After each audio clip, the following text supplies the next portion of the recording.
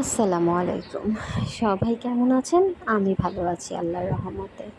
তো নুসাইবা লাইফস্টাইল থেকে সবাইকে স্বাগতম। আকাশে বইছে আজকে অনেক বাতাস। পাখিগুলো তাদের নিড়ে ফিরে যাচ্ছে। ডুবো ডুবো হাওয়াতে যেন শিরশির বাতাসে পাতাগুলো এলিয়ে দুলিয়ে নড়ছে। এ ছিল এক কবিতার লাইন।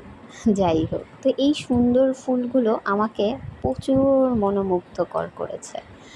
আসলে টোকায় টোকায় এত সুন্দর ফুল হতে পারে, সেটা আসলে যদি আমার এই ছোট্ট বাগান বিলাসে না থাকতো, তাহলে আমি এই ফুলের মর্মই হয়তো বুঝতাম না।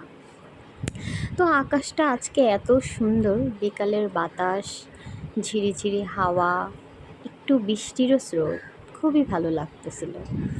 আর মনে হচ্ছিল যে সত্যিই যেন বৈশাখ এসে গেছে।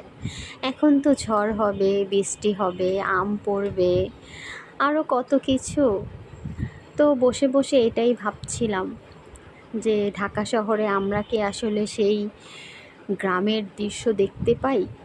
তো নিজেরাই হয়তো এক টুকরো বাগানের মধ্যে নিজের একটু একটু শখগুলো পূরণ করি।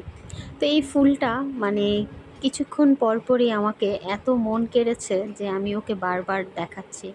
মানে টোকায় টোকায় ওর ৩-৪টা কালার। তো এটা তো সবাইকে ফুলের শুভেচ্ছা।